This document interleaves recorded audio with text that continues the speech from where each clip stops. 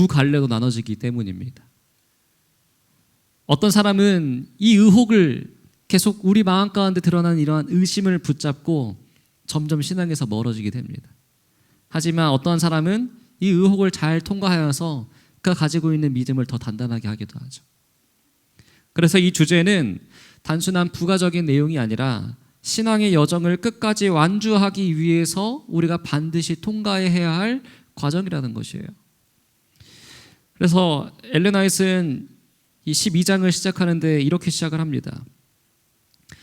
성경에는 저들이 해석할 수 없는 것과 또는 이해할 수 없는 것들이 많이 있나니 사단은 이것들을 이용하여 성경이 하나님의 계시하신 바라는 저들의 믿음을 동요시키려고 한다.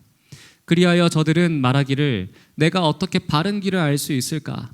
만일에 성경이 참으로 하나님의 말씀이라면 내가 어떻게 이러한 의혹과 번민에서 벗어날 수 있을까 한다. 자, 우리가 지금까지 배워왔던 모든 신앙의 단계들이 쭈르기 있습니다. 회개도 있고 예수님을 믿는 그 믿음도 있고 하나님을 알아가는 지식도 있고 헌신, 믿음, 바로 이 지점에서 우리가 그걸 잘 통과했는데 이 지점 가운데 우리가 시험을 받게 된다는 것이죠. 아이러니합니다. 오히려 그러한 과정들을 잘 통과했으면은 우리가 잘 서 있어야 되는 거 아닙니까? 근데 그것이 오히려 더 우리를 흔들 때가 있다는 것이죠. 그러나 동시에 중요한 사실이 있는데요. 엘렌 화이트는 이어서 이렇게 설명합니다. 하나님께서는 결코 우리의 믿음의 기초가 될 만한 충분한 증거도 주시지 아니하고 우리에게 믿으라고 요구하시지 않는다. 그렇지만 하나님께서는 의혹될 만한 점을 없이 하여 버리시지 않으셨다. 의심하고자 하는 자들은 그리할 조건이 있을 것이나 참으로 진리를 알고자 갈망하는 자들은 저희의 믿음을 세울 만한 증거를 많이 찾게 될 것이다. 하나님을 믿을 이유도 없이 믿으라고 하시는 분이 하나님이 아니라는 거예요. 그러나 모든 것을 다 이해하게 하신 다음에 믿게 하시는 분도 아니라는 것입니다. 결국 핵심은 이것이에요. 같은 성경을 우리가 읽어도 우리의 마음의 방향에 따라서 우리가 전혀 다르게 반응을 할 수 있다는 것이죠. 의심하려고 하는 마음으로 보면은 의심할 이유가 보이는 것이고요. 진리를 찾으려고 하는 마음으로 우리가 성경을 연구하고 하나님을 바라보면은 믿을 만한 근거가 보인다는 것입니다. 그래서 오늘 이 말씀은 이 시리즈의 마지막을 향해 가는 이 시점에서 우리의 믿음을 다시 점검해주고 앞으로 흔들리지 않을 기초를 세워주기 위한 말씀이기도 합니다. 오늘 우리는 이 중요한 주제를 함께 생각해 보려고 합니다. 우리가 의혹을 없애려고 하기보다는 의혹을 어떻게 통과할 것인지 이 관점에서 접근하려고 합니다. 그래서 오늘은 이 세 가지의 질문을 중심으로 이 말씀과 이 영감의 글을 통해서 그 답들을 좀 찾아보려고 합니다. 우리가 이 시간을 통하여서 지금까지 세워왔던 이 믿음의 그 과정들이 흔들리는 것이 아니라 오히려 더 단단해질 수 있는 그러한 계기가 되길 간절히 바랍니다.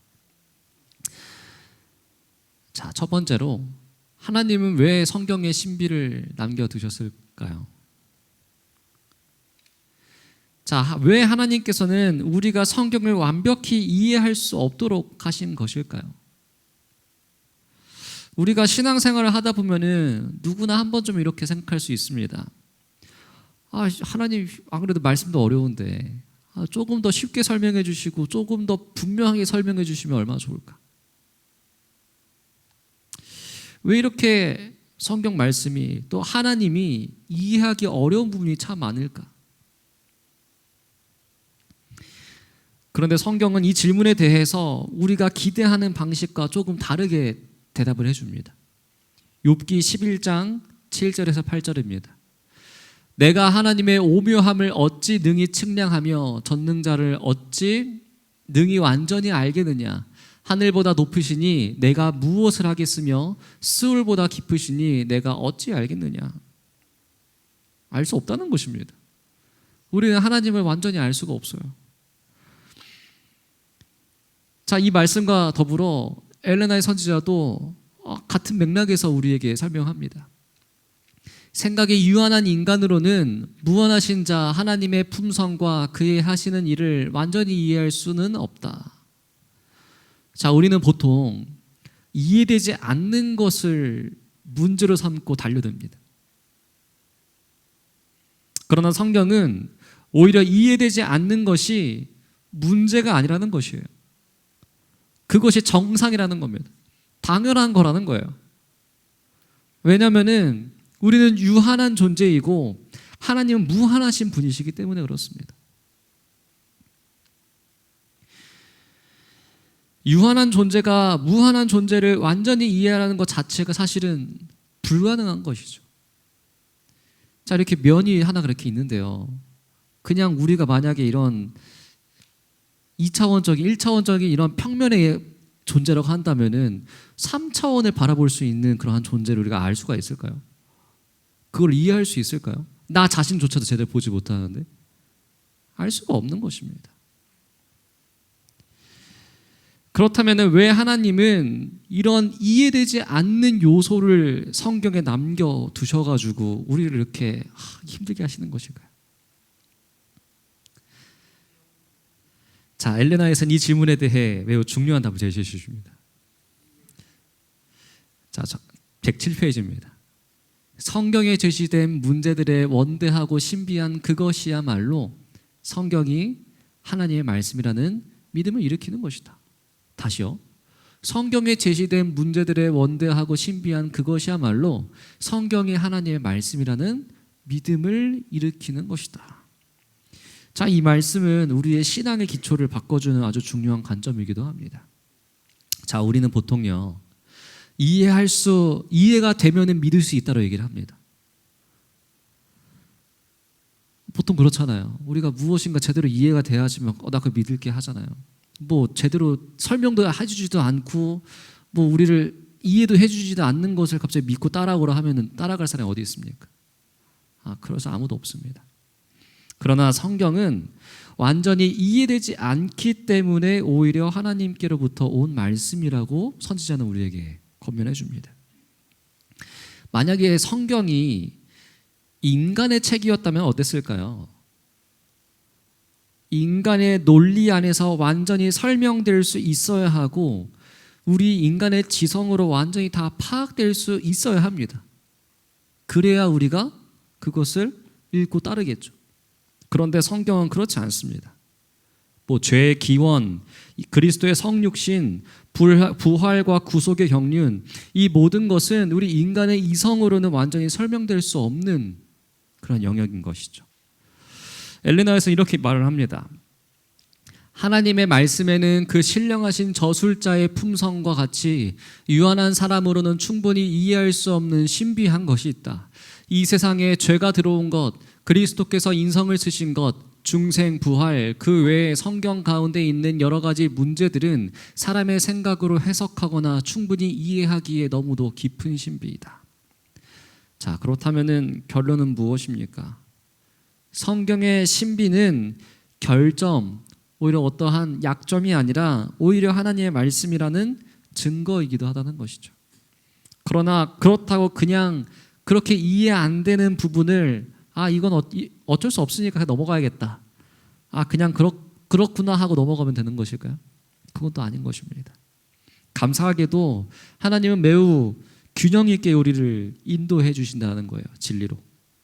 아까도 보았듯이 하나님께서는 결코 우리의 믿음의 기초가 될 만한 충분한 증거도 주시지 아니하고 우리에게 믿으라고 요구하시지 않는다라고 말씀해 주십니다. 믿을 수 있는 이유를 우리에게 충분하게 그리고 분명하게 주신다는 것이에요. 그러나 다른 한편으로는 이렇게 하십니다. 의혹이 될 만한 점을 없이 하여 버리시지 않으셨다. 모든 것을 다 증명하시지는 않는다는 것이죠. 자, 어렵죠. 왜 그럴까요? 왜 하나님 왜 이렇게 어려운 방식을 택하시는 것일까요? 그것은 바로 믿음은 강요가 아니라 우리의 선택이기 때문에 그렇습니다. 우리가 하나님을 사랑하는 것도 하나님을 따라가는 것도 다 우리의 선택이기 때문에 그렇습니다. 만약 하나님께서 모든 것을 다 완벽하게 증명해 버리신다면은 우리 사람들은요, 선택할 필요가 없어집니다. 그냥 따라갈 수밖에 없게 되죠. 그것은 믿음이 아니라 강제된 확신이 됩니다. 그래서 하나님은 이렇게 하십니다. 진리를 찾고자 하는 사람들에게는 충분한 증거를 주시고 의심하려고 하는 사람들에게는 의심할 여지도 남겨두시는 것이죠. 그래서 선지자는 이 말이 그 균형을 정확하게 설명하고 있다라고 얘기를 합니다. 의심하고자 하는 자들은 그리할 조건이 있을 것이나 참으로 진리를 알고자 갈망하는 자들은 저희의 믿음을 세울 만한 증거를 많이 찾게 될 것이다. 같은 성경을 읽어도 마음의 방향에 따라서 전혀 다르게 보이는 것이 바로 우리의 믿음인 것이죠. 우리 사랑하는 성도 여러분, 오늘 우리가 붙들어야 할 결론은 사실 이겁니다. 신앙은 모든 것을 다 이해해야 믿는 것이 아니라 하나님을 신뢰하기 때문에 따라가는 것이죠. 우리는 하나님을 다 이해할 수는 없습니다. 불가능합니다. 그러나 하나님을 신뢰할 수는 있습니다. 그리고 그 신뢰 위에 세워진 믿음이 진짜 믿음이라는 것이겠죠. 그래서 성경의 신비는 우리의 믿음을 무너뜨리는 요소가 아니라 우리의 믿음을 더 깊게 만드는 통로가 됩니다. 이 관점을 우리가 붙들 때 우리는 의혹 앞에서 흔들리는 것이 아니라 오히려 더 하나님 앞에 가까이 나아갈 수 있게 되는 것이겠죠. 우리 모두에게 이러한 믿음이 함께하게 되길 간절히 바랍니다. 자, 두 번째 질문입니다. 그렇다면은 의혹에 빠지는 진짜 이유는 무엇일까요? 왜 우리는 성경을 연구하거나 신앙을 하다 보면은 왜 우리 마음 가운데, 우리 믿음 가운데 하나님에 대한 의혹들과 또 회의들이 이렇게 생기게 되는 것일까요? 일단 가장 확실한 이유는 이해되지 않기 때문에 그렇습니다. 당연한 겁니다. 신앙생활을 하다 보면은 누구나 이해되지 않는 말씀들을 만나게 되죠. 이해되지 않는 상황들이 너무나 많이 오게 됩니다. 그렇기 때문에 하나님의 말씀을 의심하게 되는 것은 이상한 일이 아니라 사실 아주 자연스러운 과정입니다. 그런데 먼저 우리가 분명히 해야 할 것이 하나가 있습니다. 이해되지 않는 것이 문제가 아니라는 것을 이해할 필요가 있어요. 다시요. 이해되지 않는 것이 문제가 아닌 거예요. 당연한 겁니다. 정론 105페이지입니다.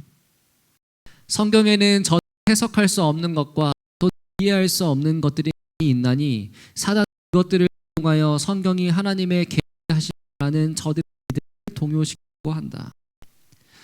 여기까지는 누구나 겪는 공통된 경험입니다. 문제는 이 하나님의 말씀에 대한 의심이 아니라 그 이후의 태도의 문제인 것이겠죠.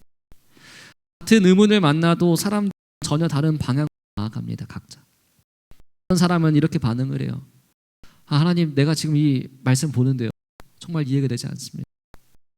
도와주세요. 이해할 수 있는 이해를 허락해주세요. 더 배우고 싶어요. 그런데 사람은 이렇게 반응합니다. 아니, 맞지도 않는 말이 되나? 하나님 말씀 왜 여기서 이렇게 말하고 이렇게 말하고 틀린 거 아닌가? 이게 어려운데. 같은 질문인데도, 같은 의문으로 다가오는데도 우리의 태도가 다른 것입니다. 그리고 이 태도가 결국 우리의 신앙의 믿음의 방향을 결정한다는 것입니다. 히브리서 3장 12절입니다.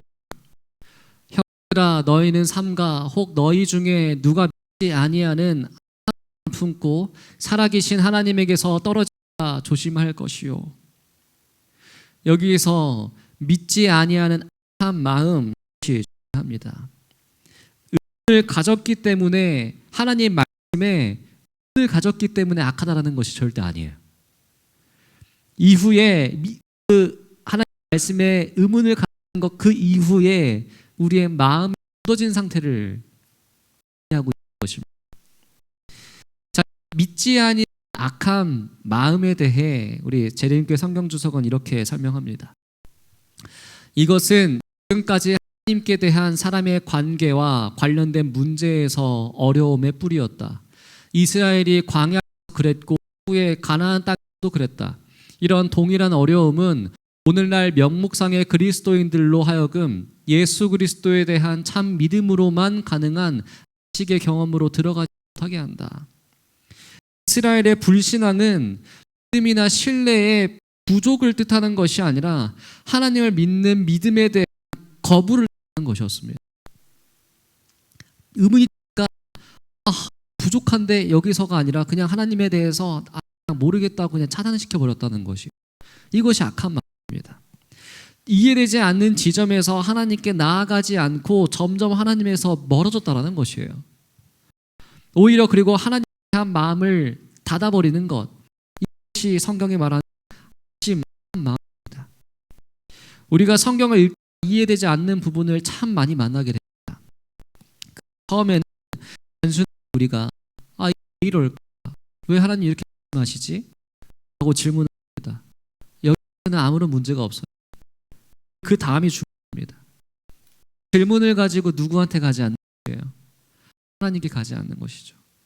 그리고 그 자리에서 스스로 판단하기 시작하면은 조금씩 우리의 마음 가운데 변화가 일어나게 된다는 겁니다. 처음 단순한 의미였는데 좀 이상한 것 같은데, 이거 나한테 일어나서 안 되는 것인데 이게 맞는 것인가? 바뀌게 된다는 것입니다. 그리고 이 상태가 반복되면은 어떻게 될까? 쌓이고 시작하는 거, 쌓이고 그러다 보면은 불신의 방향으로 기울게 되는 겁니다.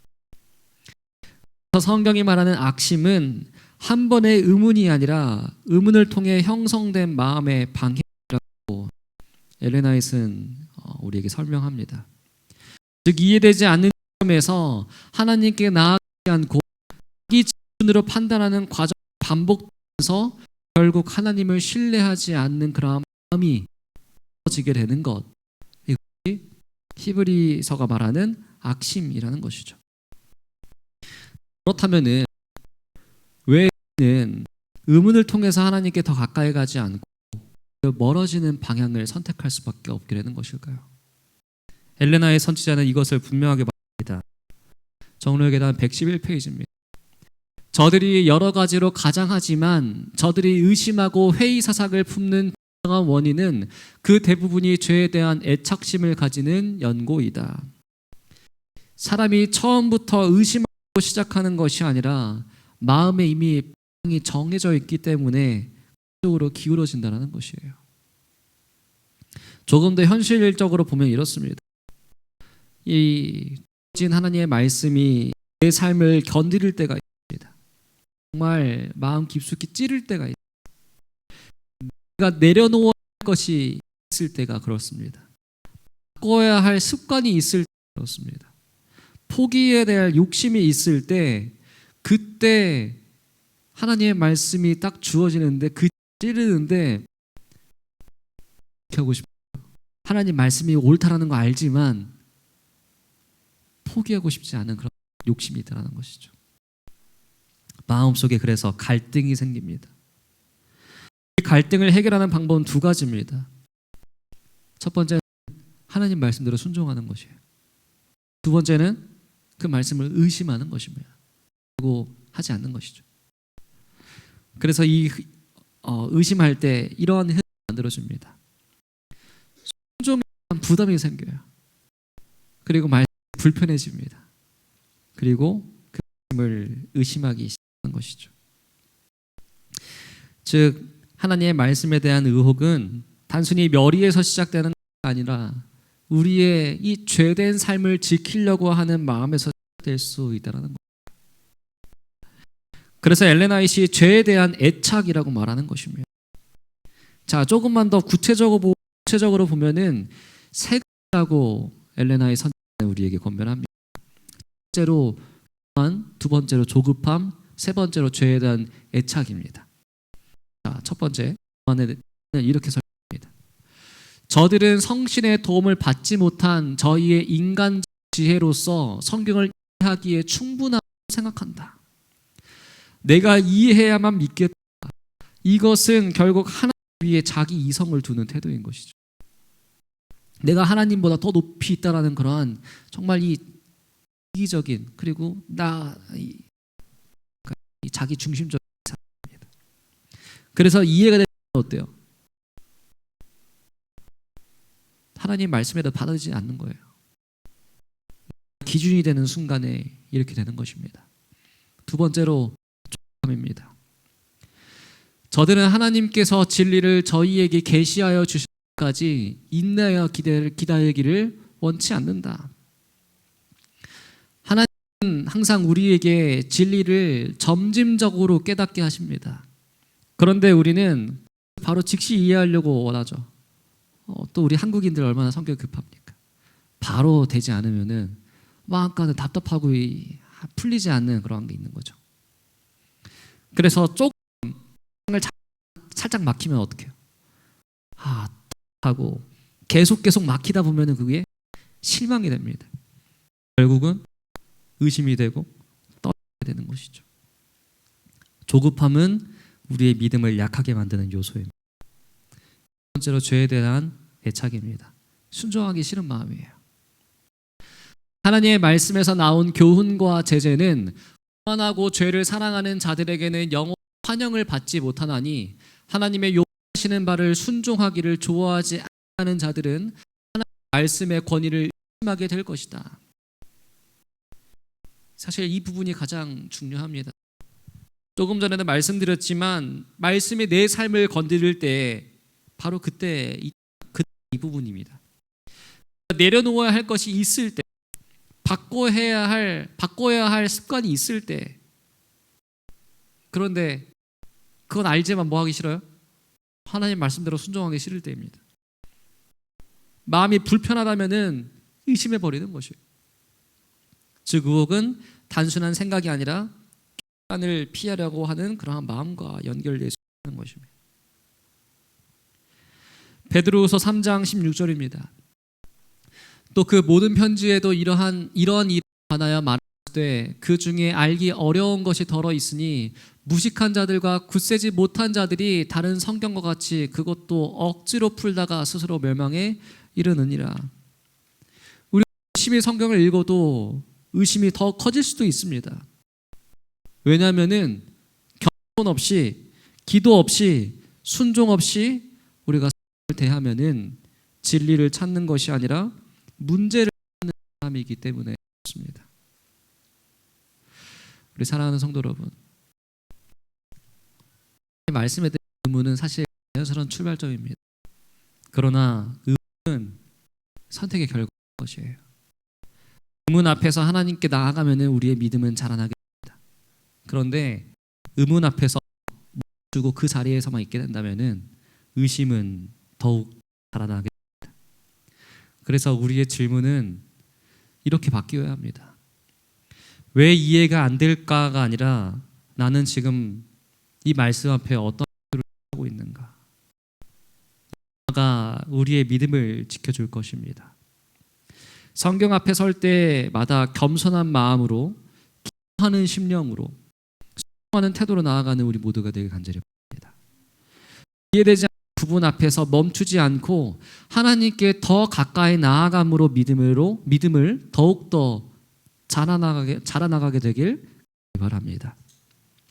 의문을 통해서 흔들리는 자가 아니라 의문을 통해서 깊은 확신에 이르는 믿음의 사람으로 우리 모두가 되길 간절히 바랍니다.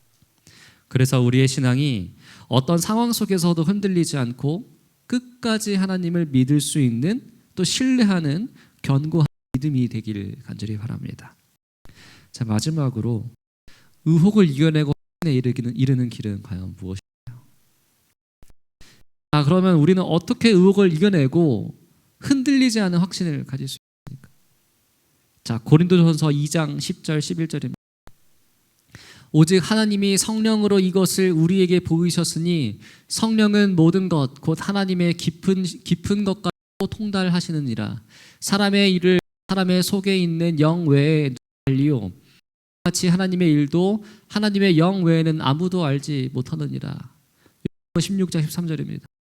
그러나 진리의 성령이 오시면 그가 너희를 모든 진리 가운데로 인도하시리니 그가 말하지 않고 오직 것 말하며 자기 일을 너희에게 알리시리라.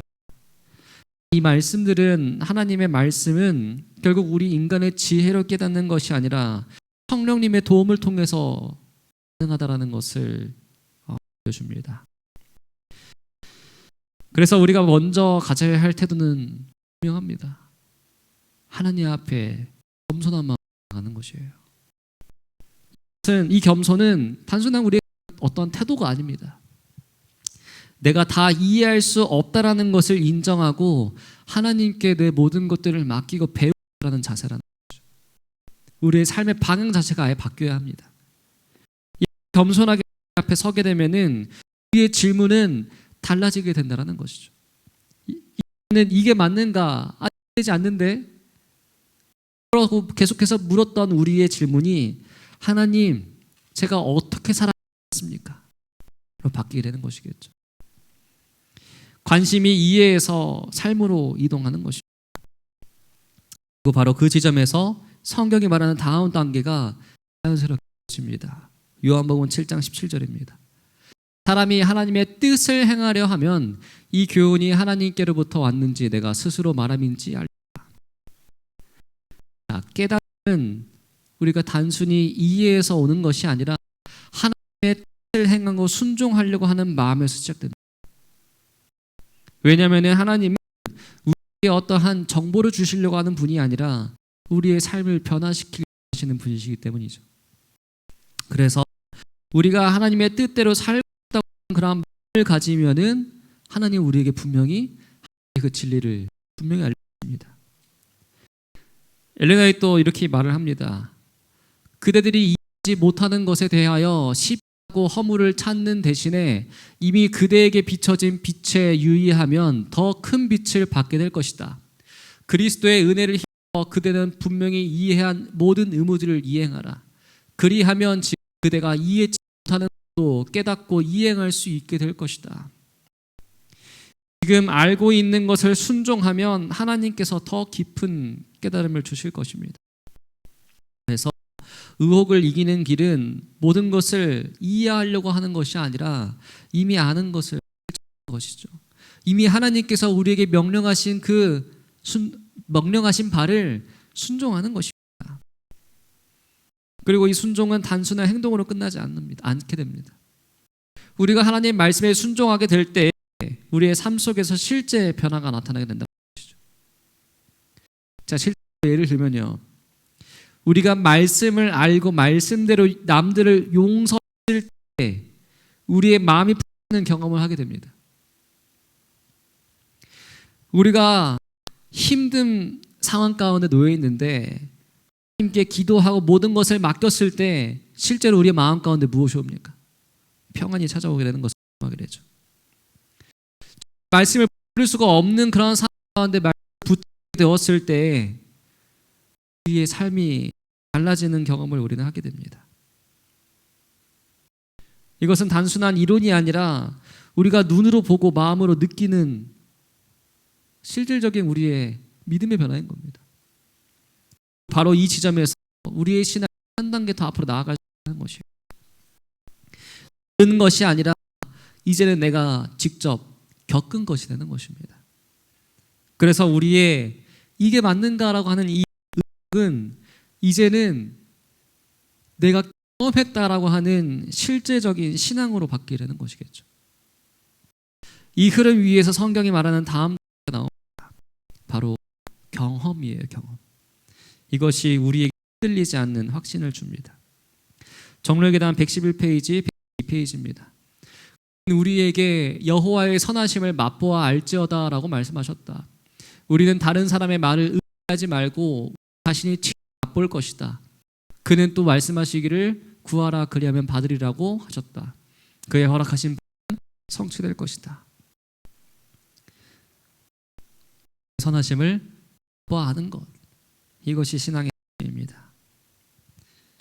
그저 듣고 보기만 했던 이론이 아니라 실제일 경험, 어떠한 설명이 아니라 하나님과 실질적인 마음, 내가 직접 하나님을 경험할 때 그때 비로소 우리는 확신이 생길 수 있다는 것이겠죠. 이 구원의 경험이 있는 사람은 더 이상 쉽게 흔들리지 않게 됩니다. 그래서 엘렌 화이트는 이렇게 권면합니다.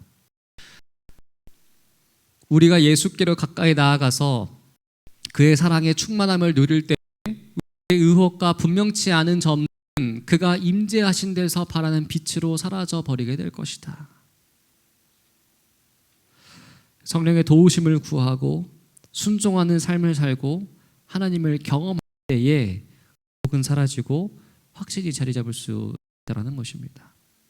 이것은 어떤 성경적으로 봤을 때, 성경 안에서 봤을 때 직접 우리가 이해할 수 없는 부분에만 해당되는 것이 아니에요. 우리 삶 가운데 일어나고 있는 신앙을 통해서 겪게 되는 여러 가지 어려움들을 통해서도, 그 안에서도 우리가 이해할 수 없는 그런 어려움들 에서도 동일하게 적용되는 말씀입니다. 우리 사랑하는 성도 여러분, 이제 우리 신앙은 이렇게 나아가야 합니다. 성령의 도우심을 구하며 말씀 앞에 겸손히 서고 이미 깨진 작은 빛부터 순종하는 삶을 살아가야 한다는 것이에요. 그리고 그 순종 속에서 하나님을 실제로 경험함으로 머리로 아는 그러한 신앙이 아니라 힘으로 확신하는 그러한 믿음에 이르는 우리가 되길 간절히 바랍니다. 그래서 어떤 의혹 속에서도 흔들리지 않는 견고한 믿음의 사람으로 세워지는 우리 모두가 되길 간절히 바랍니다. 자, 오늘 필요한 것은 우리에게 닥친 여러 가지 어려움들, 또 믿음의 이 어려움, 또 하나님을 이해할 수 없는 여러 가지 그 모든 것들을 이해하려고 하는 것이 아니라 이미 받은 빛에 순종하는 것이죠. 성령의 도우심을 구하고 말씀 앞에 겸손히 서고 예수님을 경험하는 삶을 살아가는 우리 모두가 되길 간절히 바랍니다. 그때 우리의 의혹은 사라지고 확신이 자리 잡게 될 것입니다. 이 믿음으로 예수님이 다시 오실 때까지 이 정로의 길을 걸어가시는 우리 모두에게 간절히 오늘 말씀 마치도록 하겠습니다.